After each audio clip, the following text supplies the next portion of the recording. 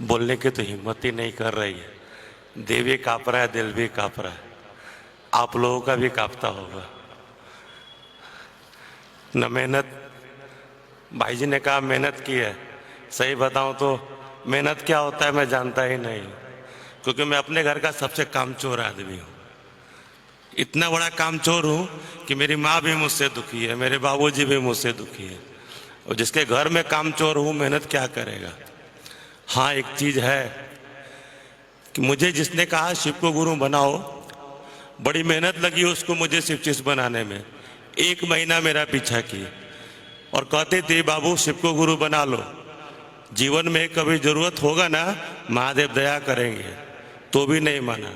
फिर कहती थी अगर तुमको लगता है शिव को गुरु बनाने से कुछ नहीं होता है तो आजमा के देख लेना। तब भी नहीं लगा, बहुत पीछे पड़ गए। दुखी होके मैंने भगवान शिव को गुरु माना, बहुत दुखी होके। या यूं कह लीजिए उस गुरु बान से पीछा छुड़ाने के लिए मैंने भगवान को शिव को गुरु माना। किसी तरह यह मेरे पीछा छोड़ गए। लेकिन सच कहूं, उसने एक बात और कही कि साहब साहब के बारे में बहुत बोलती थी। और उसमें मैं कहता था कौन साहब, कैसे साहब। जब वो साहब बोलती थी ना तो मुझे अंदर से गुस्सा आता था कि साहब साहब कह रही है, शिव को गुरु बना लो। क्योंकि बाबाओं के बारे में मैंने सुना, टीवी पर देखा, गली गली सुनता था तो मुझे चिढ़ होती थी। जैसे ही साहब बोलते थे तो मेरे को गुस्सा आता था। और आज मैं बताऊं, आयोजन होता है, महोत्सव होता है। सच बताऊं तो एक कुर्सी पर साहब का शरीर नहीं दिखता तो शरीर में कंपन होती है। शिव गुरु है, मैंने भगवान शिव को गुरु माना, लेकिन साहब को देखा। आज मेरी माँ घर में है।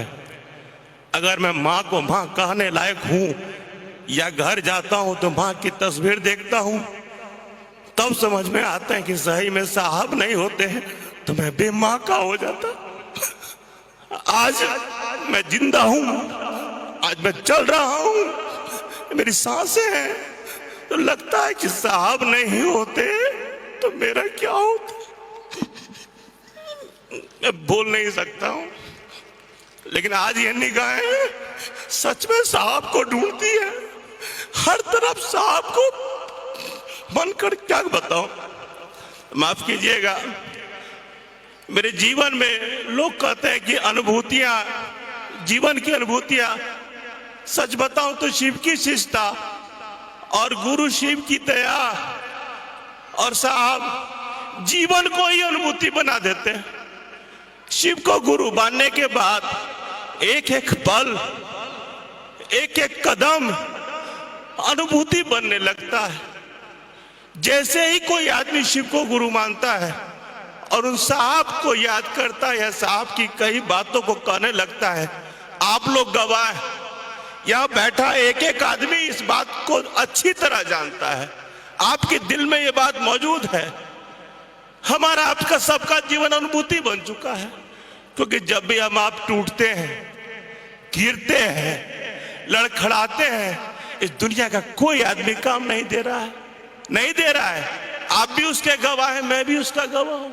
कोई नहीं साथ देता है, घर का भी नहीं देता है, बाहर का भी नहीं देता है। गलती से देने की सोचता है तो मजाक उड़ा देता है। लेकिन साहब की क्या बात करूं। साहब की एक घटना मेरे को याद है। जब मैं साहब से मिलने जाता था ना और मैं ठीक रहता था, घर की सारी स्थितियां ठीक रहती थी, तो कहते थे बाबू महादेव का और शिव चर्चा का क्या हाल है। और जब मैं दुखी होता था, टूटा रहता था, और तब साहब से जाता था, पूछते थे तुम्हारा क्या हाल है। लगता था साहब देखते रहते हैं क्या। जब भी साहब से मिलने गया ना तो मेरे जीवन को लगता था कि कैमरे की तरह, सीसीटीवी कैमरे की तरह कोई देख रहा। वह पूछ दिया करते थे। सच बताओ तो महादेव को मैंने देखा नहीं।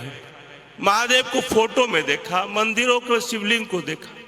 सही मायने में साहब को देख के लगा महादेव भी ऐसे होते होंगे क्या। जितना साहब ने सुना है मेरे जीवन को, मैं अपनी अनुभूति बता रहा हूं, अपने जीवन का घटना बता रहा हूं। आज मेरी एक एक सांस, अगर मेरा कोई परिवार है, या मैं माँ कहूं या बाबूजी कहूं या पत्नी कहूं या बेटा कहूं या बेटी कहूं, अगर कोई है, अगर मेरे जीवन में मैं शिवशिष्ट नहीं होता, किसी ने मुझे शिवशिष्ट नहीं बनाया होता, और साहब का वो प्यार, साहब का वो दुलार,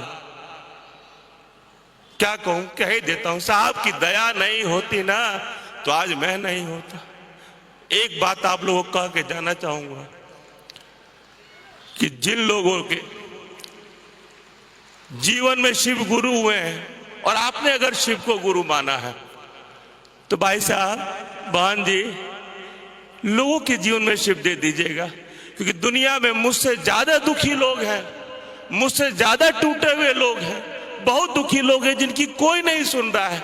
आज भी आंखें तरसती हैं, कोई आए मेरा दुख सुन ले, मेरी तकलीफ सुन ले, मेरे हाथ को पकड़ ले, लेकिन किसी को कोई नहीं पकड़ रखा है। लेकिन हम आप अगर लोगों को यह संवाद पहुंचा दे या बात कह दे कि भैया शिव गुरु है, उसको बता दे कि वो महादेव गुरु और कैसा गुरु है, अपने जीवन से उस आदमी को सहारा मिल जाएगा, उसका भी कोई सिलने वाला हो जाएगा, उसके जीवन को, दर्द को कोई मिटाने वाला हो जाएगा, क्योंकि दर्द तो दुनिया में बहुत है। दीदी बैठी हैं आपके बगल में, आप देख रहे हैं दीदी को, साहब शरीर में नहीं है, आदमी हूं, आदत पड़ गई है साहब की, हर जगह ढूंढता हूं, कभी कभी लगता है किससे बतियाऊं, आज मैं उलझन में फंस जाता हूं, दिमाग बहुत खराब हो जाता है, बहुत कुछ हो जाता है, तो डरते डरते दीदी से बात कर लेता हूं ना, लगता है दिमाग को ताकत मिल गई है, शरीर को बल मिल गया है। और आज भी या आयोजन हो या जीवन की दरिया हो, मैंने महसूस किया है कि दीदी से बात करने के बाद भी शरीर को एक ताकत मिलती है, और मिली है, इसी के भरोसे आज यहाँ बैठा भी हूँ।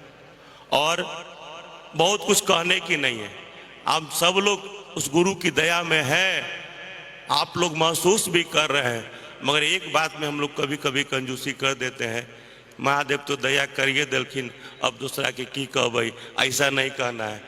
महादेव की दया से हमारी सांसें हैं, जो हमारा जीवन है उसको करते रहेंगे। अब बोलने की हिम्मत नहीं है। आप सभी को प्रणाम।